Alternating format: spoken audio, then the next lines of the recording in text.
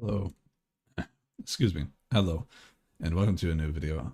In this video, we're going to talk about kind of like some of the patch notes and just in general some other stuff about things that it should definitely do. The effort they put into this next patch is actually more than what it would require to implement some of these things that would make PvP feel a lot better than what it currently does.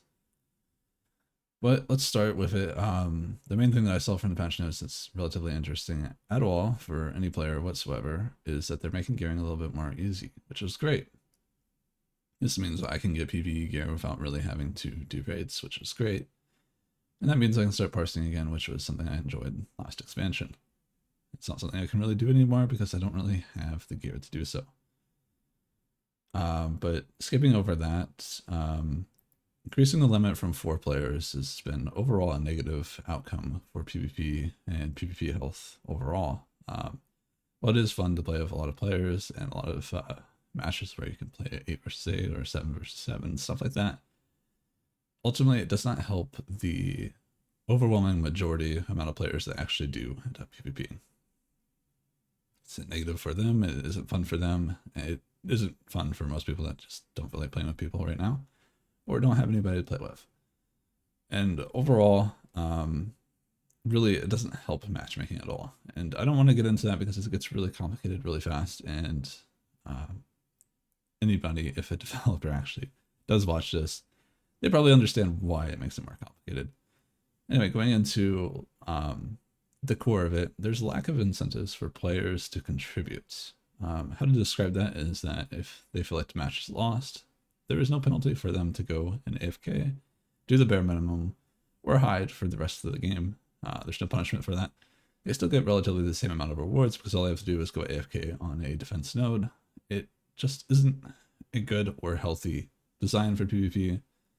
And in general, I feel like there should definitely be something to incentivize people to actually contribute and play, but there's a mixture of reasons as to why that is happening, so it's very hard for them to do something about it, but I would recommend, at the very least, make it more rewarding in general. Some of the PvP rewards and some of the PvP stuff that you get in general just suck. If there was like a scaling reward for having more what do you call it, medals or whatever, and they made it like progressively harder to get more medals unless you've been contributing the entire time, I think that would be a good way to incentivize those players that do play objectives but also do try to fight and also do try to pretty much do everything.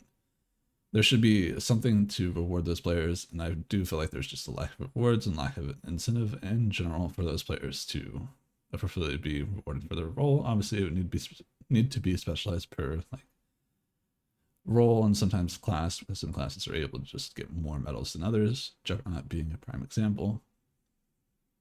But anything to incentivize players to actually play instead of AFKing, even something as so simple as like maybe removing the penalty for leaving the match.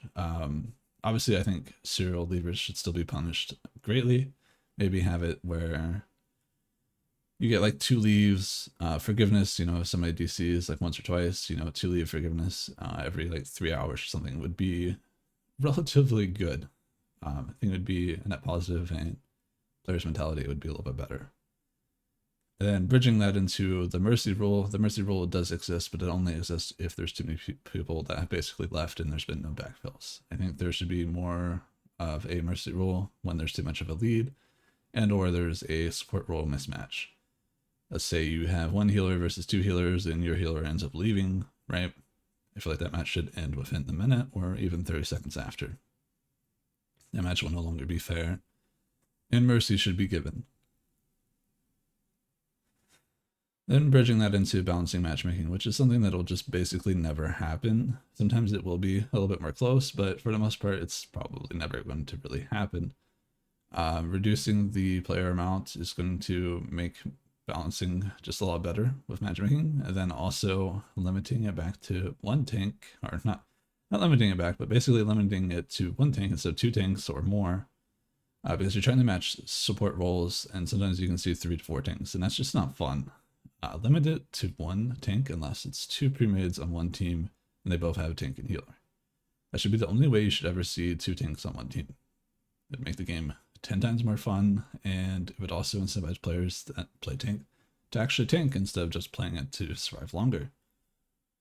And then the same thing for healers. Healers, I think, are a little bit more lenient because the only thing they can really do is amplify what we already have. They can't kill people, they can't really control people. They can do some things, but for the most part, they are helpless against the masses, unlike tanks. And I really don't think there's any reason for them to be as strict as they are.